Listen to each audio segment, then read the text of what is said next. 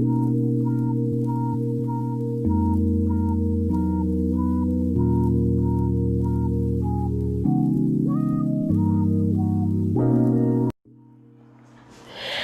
guys, yeah. I know you missed me. I know you did. And I missed you too. I missed you.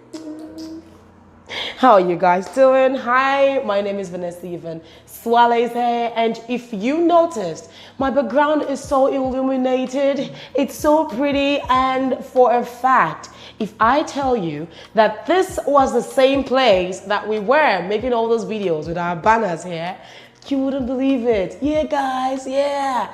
We had to create a walk-in store.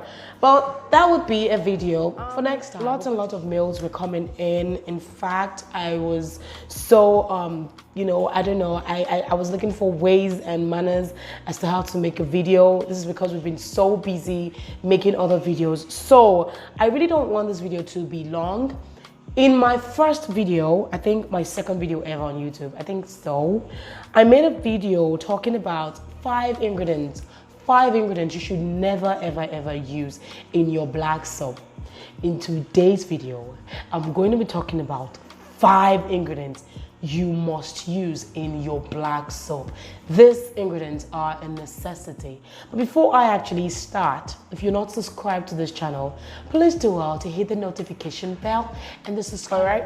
And I'm very much happy to inform that we have started the surfactant potency class. If you haven't taken that class, then please, you need to take the class like right now. All right, the batch 1 is actually finished. We're done with that batch, and we're hopping to the next batch right now. And honestly speaking, I'm so happy because, you know, it took us like 2 days to get the first 100. That's the first batch, and now this is the second batch. We're good to go. All right. I'm sorry, there's a clown here. She's just a very silly person. 5 ingredients that must be in your black soap. Now, these ingredients are a necessity. You must have these ingredients in your black soap. If you don't have them in your black soap, I'm sorry, I really don't know why you're even making a black soap in the first place. All right, I understand everybody has a choice. You want to be very much creative. You want to add so many nutrients to your black soap. You want to do the overdo. You want to go overboard and all that. But let me tell you, black soap is very complex to work with. And if there is anybody that should advise you on black soap creation, then it should be Vanessa. It should be me. Honestly, because I have worked a lot with black soap and I have gotten to know that black soap is really complex to work with. And it's not like it's really complex, it's very easy, but because it's a very versatile product, if you want to melt it, it melts. If you want to really make it very thick, it gets thick, you know, to a point whereby you'll be surprised if it is even black soap in the first place. That is why people do things they like in their black soap. That is why they add this serum and this one together inside it, because they feel like it will accommodate it. But there is a science behind black soap. And if you want to know more about this, please take the surfactant potency class, because I'm going to be explaining a whole lot than this video. I can't finish everything here, so you have to see me live and direct so that we discuss on the surfactant potency class or black soap and other soaps. I'm going to drop the link on the description box so that you get to see what I'm talking about. All right, so the first ingredient that should be in your black soap is black soap. I really don't know why you're going to be making a black soap and you just do something else. Maybe you use another type of soap and there is no black soap inside. You just pack color, or you put activated charcoal and you call it black soap. No, it's not black soap. That isn't black soap. A black soap needs to contain black soap. So you must go get a black soap in the market and then add inside your product to call it a black soap in the first place. Okay, so that is the first thing. And the reason why we add black soap inside the black soap is because It is the main cleanser. It is the base. It is what we are using it is what will form, that is the main ingredient that would form the foam or the bubbles. That is the main ingredients that will cleanse the skin really, really, really well. Now, you should know that black soap normally is a cleanser. It doesn't smoothen the skin or anything. So don't let anybody deceive you that ordinary black soap would do it. No, it doesn't. As a matter of fact, using just raw African black soap is very, very harsh on your skin and too alkaline for you. So the reason why we add other nutrients are because we need to calm it down and we need to add nutrients to it and get, optimum result or the utmost result from it. All right, so that's the first ingredient that should be in your black soap. The second most ingredient is rice. Rice extract is very, very important. Now, if you don't know, rice has phytic acid. Now, this phytic acid is very good for the skin. Well, it has not been proven yet, but the truth is, due to experience, due to the fact that we have used them a whole lot, due to the fact that I have actually worked with it, there is no day I make black soap I don't add rice powder inside. I go to the market to buy normal rice and then I blend it to powder. I blend it to fine powder and then I add it to my black soap. If you apply just raw rice powder on your hands for about 2 days, your skin will you will notice some micro peeling. So when you add it inside your black soap, the first thing that may happen to your skin in less than 2-3 days may be micro peeling. So you're very, very much sure to experience micro peeling. This is because of the phytic acid in the rice.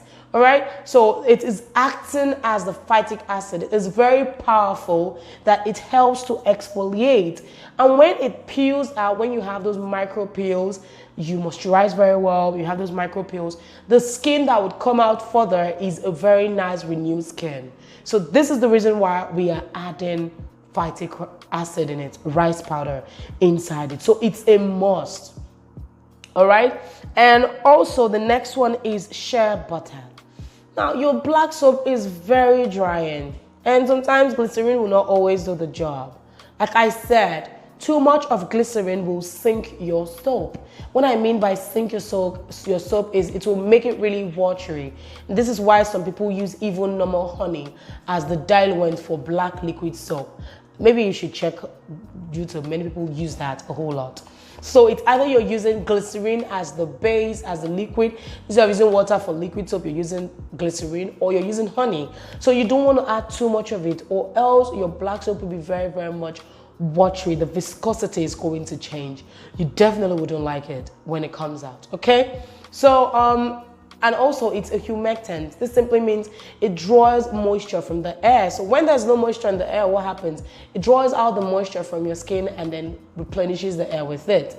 So this is why we don't use glycerin for this step, but we're using shea butter in this step. Now, shea butter is very, very good for this. Where this is because it is an emollient, it is perfect, and it is non-comedogenic. So when you're using shea butter, it simply means that it will also moisturize your skin. It will make your skin feel less dry. Then also it has beautiful, beautiful skin conditioning effects. All right, so that is why we're adding shea butter in it. Because some people use black soap and then they experience this tight feel on their skin. For you to eradicate that, you need shea butter for that step. The other one is brown liqueurizer. This is the fourth one. Brown licorice is very, very, very much good. It's an active ingredient that would help with skin brightening, and also it will help to reduce any inflammation on your skin. So if you're having acne or you're having pimples and all those other stuffs, brown licorice is going to really, really help to calm any swellings that you may have on your skin. And this is the reason why we're using brown licorice in the first place. All right? And another beautiful part of brown licorice is that it's a beautiful skin lightener. So if you use brown licorice on your skin in your black soap, you're going to really, really go about half shade lighter. It's very much certain. So that is another one. Then the last but not the least are using other soaps. Now, I know this is quite tricky or this is quite serious, but the truth is when you add other soaps to your black soap base, it reduces the harshness of your black soap. Now, before you can use your black soap on your skin, you need to allow it cure for about 2 weeks. And the meaning of cure means it needs to get rid of all its alkaline texture inside it so that it has just the glycerin part. It becomes very moisturizing for you to work with in your skin. This is why we are using this particular guy. So instead of that, get other nice soaps from the market so that if you want to boost the effect of your skin, of your black soap, you can use them.